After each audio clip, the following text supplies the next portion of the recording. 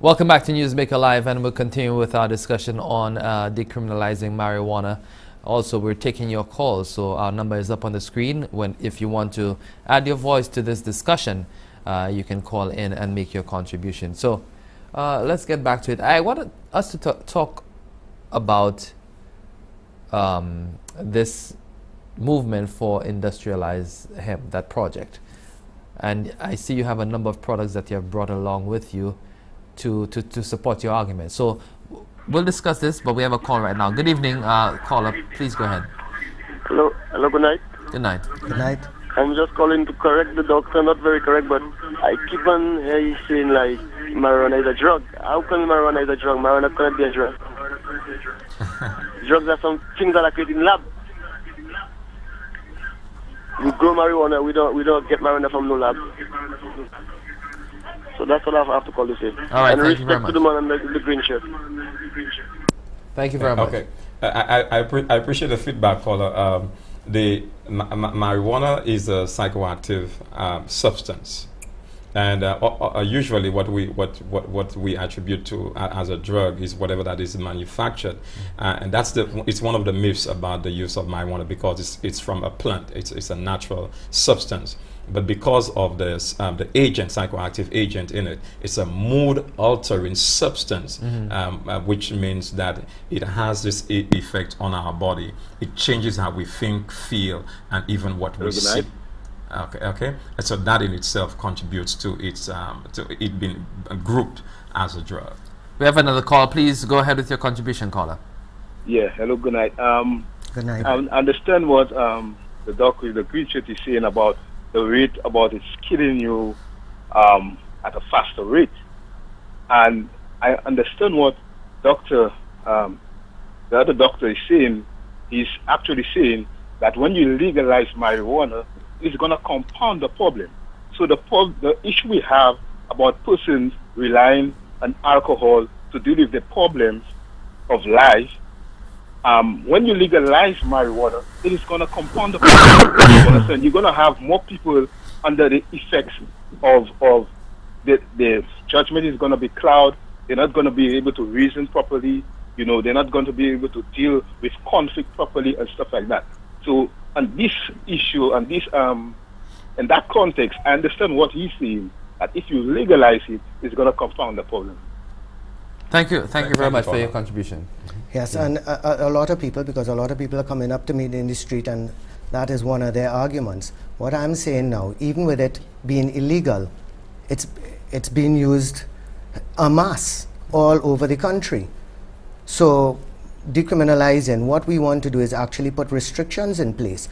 We actually, the cannabis movement has teamed up with Dr. Bristol and the Drug Advisory Council, Mr. Cyprian Yard, and we are piggybacking on the no smoking law that is supposed to come out next year. And we are in on it because we believe that a lot of the concern is the public smoking, and the young guys smoking and having no regard and no respect for people that don't like. Yeah.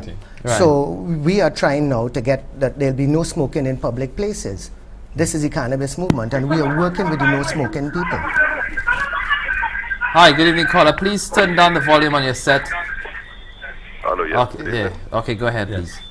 Yeah, gentlemen, one of the things that I want to find out, do we need drugs to have a good time?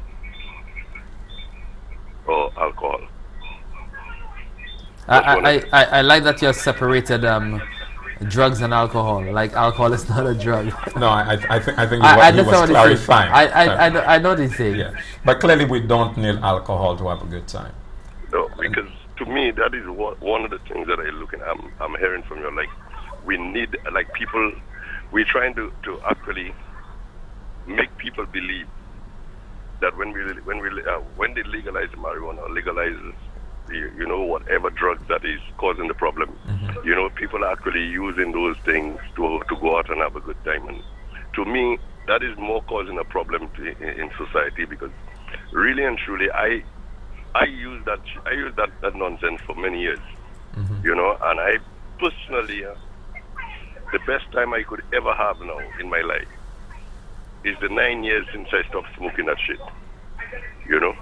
since I stopped smoking it. It's 9 years now, and I'm going out and have a good time, and my life is a lot better, much more manageable. I function better. I do what I have to do. I achieved a lot more in life, than before. Sorry about that. There's some noise in the background. Yeah. But really and truly, when you look at the number of young persons that sit in the ghetto, because what marijuana does do to them people, it retards them. Sometimes when I was much younger and I started smoking at the age of 16 years, when I smoke a joint, if I had to go to town and to do some transaction in town, I couldn't go. I used to be in a shell. I used to be afraid of myself, and I realized a lot of young persons, if you ask them, they smoke a joint, they sit there and you ask them to move out from where they're sitting and go to town and do something, they wouldn't be able to do it, because it actually put them in a shell, like they feel to themselves that they're meditating better, they're concentrating on something. Yeah, withdrawal. Pardon me? Withdrawal. They withdraw from people and from society. Yeah. And the alcohol, I know for sure the alcohol is bad, because one of the things I will tell you, when I had to take care of myself and look after myself, there were persons that was alcoholic, that was looking after themselves, and it took them a great amount of time to catch their life back, to get back on track. There was so much going into the life, like the withdrawal symptoms, the sicknesses and different things were just pushing up one after the other. They actually couldn't sleep, actually nightmares, and quite a bit of things was happening around them. I will tell you one of the things I feel to myself, as a man that has gone through that experience, I will not advise anybody to use marijuana, because marijuana would lead you to other drugs. Sir, can I ask you a question? Would you advise anybody to use alcohol? No. Okay. None of them. Well, you see, you're being fair and balanced, sir, and this is what we're trying to be. If that's the fair extent of and your contribution, thank you very much. We appreciate that. You're welcome. Thank you, sir. Yeah. That's because, you see, when he was talking about a young person or anyone who uses marijuana would not have an aggressive or motivated handle on life, that individual would want to stay away from dealing with issues. That's because of the dependence syndrome that is linked to the use of marijuana. A person wants to, there's an issue to deal with, and all I need to do now is to take a spliff, smoke that joint, and I feel nice. I can deal with that issue, or I don't have to deal with that issue. I'm on top of the world. That dependence syndrome, although it is present in alcohol, where a person is dependent on alcohol to do some things, to step up to a lady and say something, it is very prevalent with marijuana, and it's linked to a number of behavioral problems because of the use of the drug, and we need to be concerned about that. The addiction that comes with marijuana, the use of marijuana, cannot be understated. What say you about what he had to say about being on the drug? He gave a very strong testimonial a while ago. Obviously, and there are coming people off of it has. I'm not doubting that there are people who are adversely affected by it, but there have many people who are not adversely affected by it. Don't abuse it and use it responsibly. Why criminalize these people? Barack Obama, the most powerful man in the world, when he was in Hawaii on the basketball court, I read Dreams of My Father, he admitted he was using marijuana regularly with the boys. He's now the president of the United States. Sir Richard Branson. Let me take that call. Good evening, caller. Please go ahead with your contribution. Oh, we lost that caller. Yeah, I was about saying, if we had to use that example there are many as examples. a yardstick, because we can say, okay, there's a call, and we can say, just as a person has used and became successful, we would find innumerable examples of persons who have been using and have amounted to Hello. to nothing. You know, so we need Clinton. so we need to be able to balance the conversation. Hello. there. Yeah, yes, Murhen, you caller. Just give us a second, please. When you're making a point, we don't want to cut them off. Okay, go ahead, please. Yeah, let me tell you that, Clinton. I smoked marijuana for 30 years. Mm-hmm. It never had no effect on me. If I use alcohol, I'm dead by now. All right? Now, I stopped marijuana about 5 years ago just for my own will. Mm-hmm. Because of the smoke. I believe too much smoke was not good for my health. So it had an effect on my you. own. But if I get marijuana now, brother, I will drink it. I will boil and drink it. Because the drinking is much better than the smoking. Okay? Thank you. All right, thank you very much for that contribution. Yeah. So even and I like how we tried compartmentalizing his use and the stopping of the use of the substance. Even when a person has stopped using the drug, they will find that they have gone through significant changes in their life, and they would need to catch up to a number of things. The high level of irritability because of the dependence on the drug, on the substance, on the drug. I mean, it's unspoken of. Individuals who have left marijuana usage, they have been able to do a number of things. I can give a number of examples of persons I know personally who have left the use of marijuana, and they have done tremendously better than when they were addicted to the drug. Let's see if we have another person there with a similar story. Good evening, caller. Please go ahead. Good evening, gentlemen. Good evening. Thanks for the opportunity. My question to Mr. DeCaris, we all know now that the THC level in marijuana is a lot more potent than in the 60s when everybody was one love, you know, all that, smoke, feel happy and things. Particularly worse for kids in puberty who are, you know, willing to experiment. How are you going to control they getting it? Because, I mean, I've had experience seeing my son go crazy on that thing. He eventually committed suicide after going to Golden Hope and etc., etc. And at that same Golden Hope, I used to see many young guys, they're teenagers, who were not on coke. They were there as a result of smoking weed. How are you going to control marijuana getting into the hands of teenagers? And another thing, they say smoking causes cancer. So, are you promoting marijuana smoking when there's this big drive to prevent smoking in general because of cancer? I'll listen on the TV. Thank you. Thank you very much for that Bye. contribution.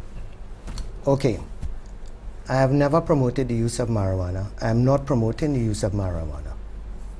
And people are saying that I'm promoting the use. All I'm saying is, because I'm the leader of a political party, a green political party, our main thing is social justice.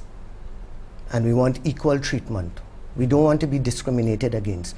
This is to deal with the crime, the overcrowding of the prisons, and equal rights and justice to consume. If I'm consuming a relatively safe substance as compared to the ones that are sanctioned by the government, why should I be judged as a criminal? It's a victimless crime. The law says if you are in possession, so I'm in the possession of $5 worth of flowers, and the police hold me, I go to jail for that and be treated like a criminal, embarrassed, put in front of the cameras. That's injustice. And I'm striving for justice. I'm not promoting the use of it. I never have. And I'll say there publicly now, if you don't smoke marijuana, don't start smoking it. Don't use it. Keep away from it.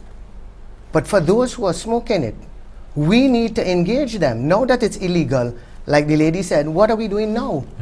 Are there any educational programs? Are we going to schools? Are we talking to parents, to tell parents how to deal with their children? We're doing absolutely nothing.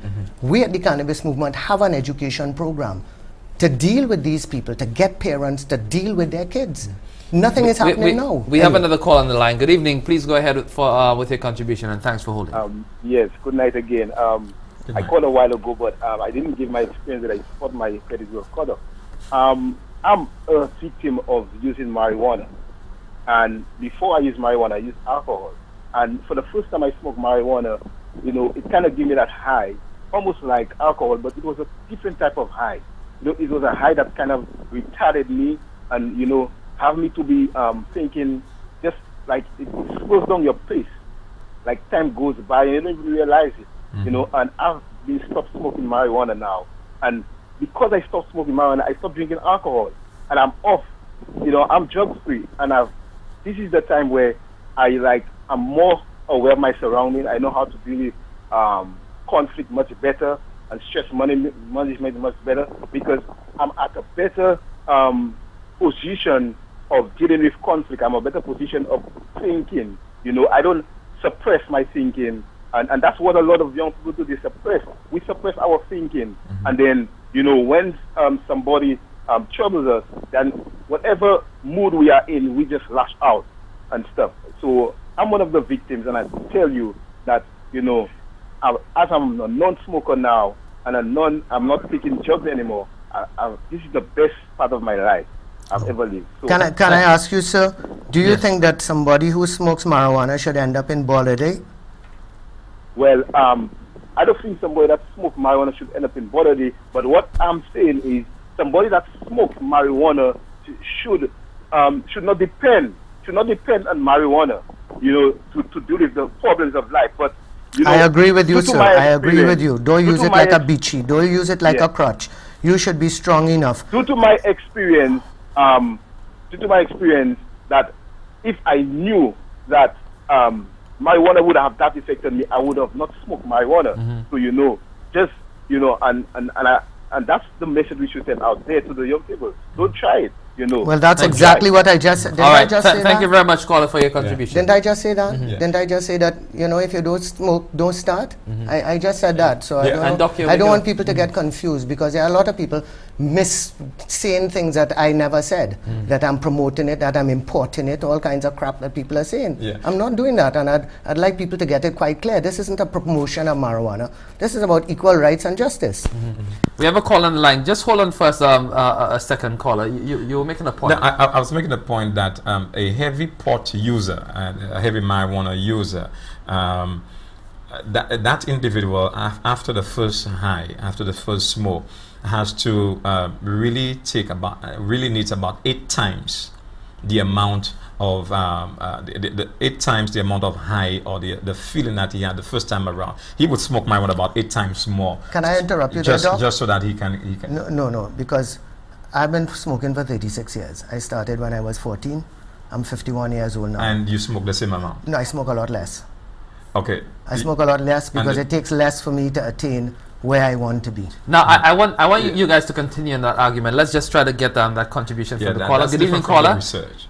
Please go ahead. Good evening. Yeah. Yeah, good evening, guys. Yes, good evening, sir. Yes, good evening. I'd like to make a comment on this. The way I look at the human body and how it's designed, the human body was not designed to induce smoke. What the effect of smoking, it's negative on the brain. It's your brain cells that's been damaged. To me, I view marijuana as something that should be medicinally. It has been used long ago for the Indians when they meditate or whatever, or do, because it just gets you high. It's a hallucinogen, how you call it. Hallucinogen, yeah. Right? Yes.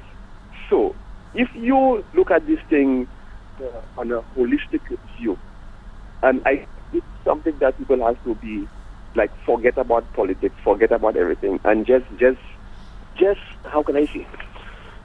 Just everyday humanity, right? Marijuana is supposed to be something for medicinal use only because of what it does. Marijuana works on your mood, right? It's something that you have to be in, you have to be sick, a nurse has to be watching you, and to be taking your medicine. You understand? If you're a hyper person and you take marijuana, you just go hyper. If you calm, there are people who take it, they calm, and they will remain calm. They will laugh. Some people will take it and jokers, and they'll act like monkeys. But are they criminals, sir? Well, people like that, sometimes you find like tendency to be a certain way. It will affect them in a way. So you find they will But will should do we something treat to get it? should we treat them? Should we treat people like that, like common criminals, like a rapist or a thief? Put them in handcuffs, send them to borderlay. If indeed we're talking about medical conditions, like the good doctor is saying, it's all about the medical conditions associated, Yes. the negative Yeah. medical. Why are we treating it as a criminal event? We We also should want be to give treating it somebody as a medical yeah, event. we also want to give someone else a chance to call. So just wrap up your contribution so that we can get another call in line. as All well. right, cool. Yeah, what I'm saying is that because we need to look at this as a humanist thing and stop stigmatizing the use of marijuana, and because all that is world leaders that come together and just decide, okay, well, that is in, that is out. They do statistics, they check this, they check that, do that. But at the end of the day, you know, we give and take. It's a give and take. There's wrong and right. So what is it going to be? Marijuana, alcohol? Who's going to decide? All right. Thank you very much, Colin. All right. Thank you. And you had this